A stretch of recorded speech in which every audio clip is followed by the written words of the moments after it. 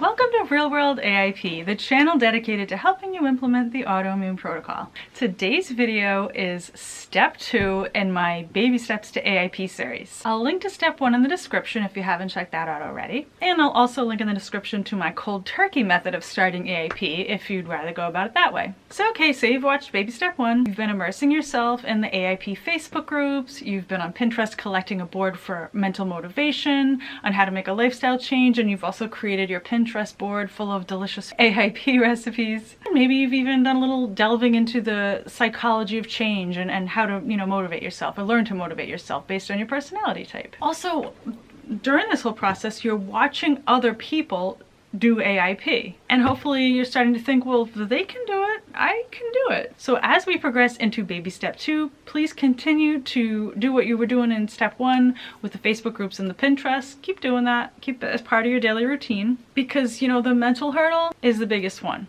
And once you realize and you just start to see it over and over and over how regular, normal, everyday people are actually making this diet happen, and they're not less busy than you, they're not smarter than you, they're not all richer than you, they're not all better at cooking than you, and then they're doing it, and you can too. When I started AIP, well, and a lot of these things still apply, but anyway, let's talk about when I started it. When I started it, I was a single, struggling bartender. I was trying to pay the mortgage that my ex-husband had left me to pay alone. And so to help, I was living with a roommate I found on Craigslist who loved to make pancakes and would just leave flour, literally you could visible flour all over the counters, all over everything. I also had no oven, no dishwasher. I still don't have an oven or a dishwasher or a microwave for that matter. And so now I live alone, thank goodness. But at the same time, it means I have to work more hours to come up with more money to pay that mortgage. My point is, if I can do it, and if all these other everyday ladies and gentlemen can do it, you absolutely can too. Part of the reason I wanted you to be on the Facebook groups and the Pinterest boards is just to see other people doing it. And get on Instagram too. There's some great Instagram AIP accounts. Once you truly believe that you, just like these people, can do AIP, it's within your realm of capabilities, you're over a major part of the hurdle right there. So baby step 2 now, to further go along that route and get you closer to being on AIP in a seamless and painless manner, to get yourself a notebook. So on the first page, you're gonna make a chart. It's gonna look like this. Most people have 2 different ways of eating. One way during their work week, and then another way during their off time. So we're gonna have basically foods I eat, breakfast, lunch, dinner, snacks on a typical weekday, a typical weekend.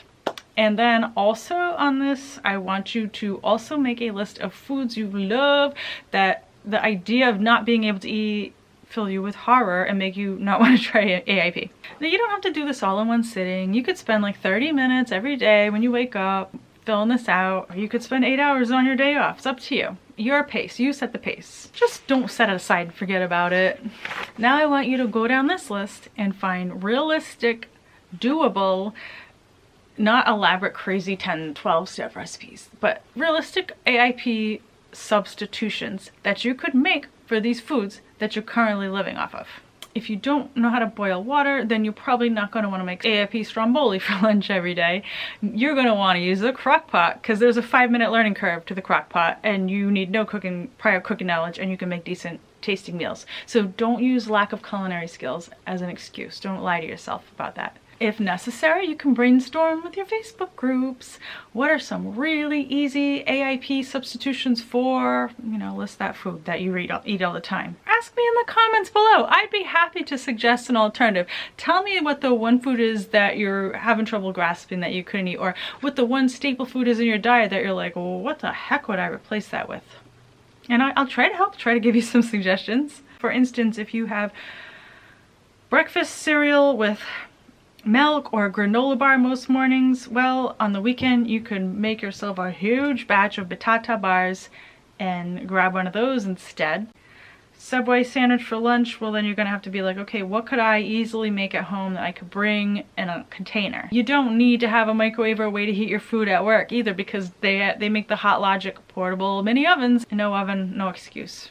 Plus there's cold things that you can eat too. You know, you could make yourself like a big old avocado, bee, you know, chicken, extra virgin olive oil salad. You usually have bacon and eggs with hash for breakfast. Make yourself some bacon and white sweet potato hash browns. You have a sandwich for lunch, fine. Make some smashed plantain bread. Use coconut wraps. And then as far as that last category, the food you love that you can't give up, whether that be lasagna or pizza or bread or cheese, just to make yourself feel better, Google AIP lasagna, AIP cheese, AIP pizza, right? You will find a recipe for every single one of these things. You can take comfort in that if you really need this food to mentally wrap your head around AIP, there is a substitute just like it that you can make on your day off. You don't have to live without it. Pizza? Pizza! I think Melissa Julwan made that up. She's well fed. Her cookbooks are awesome. They're paleo, not AIP, but you know, a lot of it's easy to modify. You use the ground beef as the pizza crust, and then you make the faux tomato sauce, and then you put Stacy's queso cheese on it with some chives and some sauteed onions and mushrooms. Oh my goodness, you can make pizza and will not miss pizza. If you don't really want to get that crazy into the culinary world, just right in that little box. I know I can live without it. I like it, but I'd much rather be healthy than eat this food or be in the kitchen trying to cook an AIP version of it for 3 hours on Sunday. Chances are maybe Paleo on the Go has one pre-made. I mean, they have freaking AIP Pop-Tarts, for crying out loud. If you can't live without Pop-Tarts and having an AIP Pop-Tart would allow you to wrap your head around starting AIP, then freaking order some Paleo on the Go Pop-Tarts. And if it's your first order, put Real World AIP in the coupon code and get 15 bucks off on top of that. So don't make that an excuse. I can't live without lasagna. You can have lasagna and your AIP. You can have your AIP and your 3-layer strawberry cake too. And then the other part, this is just as important, is to take another sheet of your notebook and make a list of situations that in the past have caused you to go off of whatever healthy diet you had put yourself on. Brainstorm about all the situations you were in where you cheated on the diet, where you fell off the wagon, where you were tempted, where you were frustrated about being on that eating plan. What was the demise of that eating plan? And list every situation. So what are you gonna do when you find yourself at a buffet? What are you gonna do when you travel to Timbuktu? What do you have to do when you have to work late and you're starving? And one of the guys just bought pizza, or you're at a party, or there's Christmas cookies in front of you and it's Christmas, or you have PMS. There's donuts at work. You're stressed and you're tired. Those two will kill you. They'll get you every time. Stress and tired, oh, is an equation for bad decisions. Part of AIP, a huge part, is lifestyle. You want to control those stress levels. You want to get your rest. I know we can't all do it all the time, but those are really key. And especially since if you don't get the rest, if you don't manage the stress, you're going to have a hard time making the best decisions for yourself. But what are you going to do? What's your plan? What's your plan if you're stressed out and you're tired? How about having some frozen meals in the freezer, ready to grab and eat? So you're like, you know, F this diet. I don't have time for this. I'm hangry. Thaw the food, eat the food. Don't worry about cooking and shopping. You need that emergency backup. Have a backup plan. Have an emergency plan. These are sample plans, and a lot of these tips can be useful for you, but I want you to write down your own personal situations that caused you to go off your eating plan in the past and brainstorm ways that you could overcome that. And then I want you to hang on to that, because you're going to make copies of that when you do go on AIP in a future step. You're going to want a copy of that in your purse. You're going to want a copy of that on your fridge, in your car, at work. Just make a bunch of photocopies and always have it, because then in that moment of temptation, when you're ready to make a bad decision, you pull it out and you go, what am I going to do? Oh, I want to eat that cake. Oh yeah, okay. And you got to plan. There's no substitute for planning. You have to plan.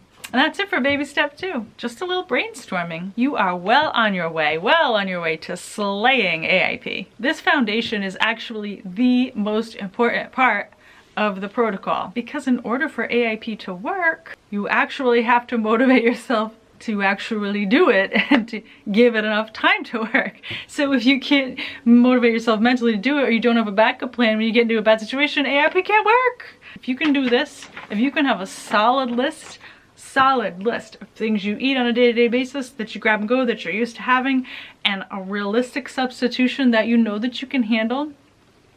And you have a list of situations that could cause you to fall off of the wagon, and a list of things you could do to prevent that from happening, how you could plan to prevent it from happening.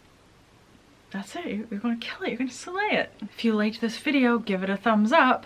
And if you want to see my next baby steps, subscribe below. I post every Thursday. And if you want even more day-to-day inspiration on AIP, I post clips every day on Lens. It's just like an Instagram stories or Snapchat, but it's on Patreon, but it is free to the public. You do not need to be a patron to view the clips, and I will show you what I buy at the grocery store every time I go, and maybe what I'm making for dinner, or what I'm having as an emergency snack, or just little bits of the, you know, behind the scenes everyday AIP life. I hope this helped. Let me know in the comments below. Tell me what you wish someone had taught you when you first started AIP, what your biggest mental hurdle was, what was the hardest thing about starting it. I'd love to hear. I hope to see you soon, and until then, be healthy.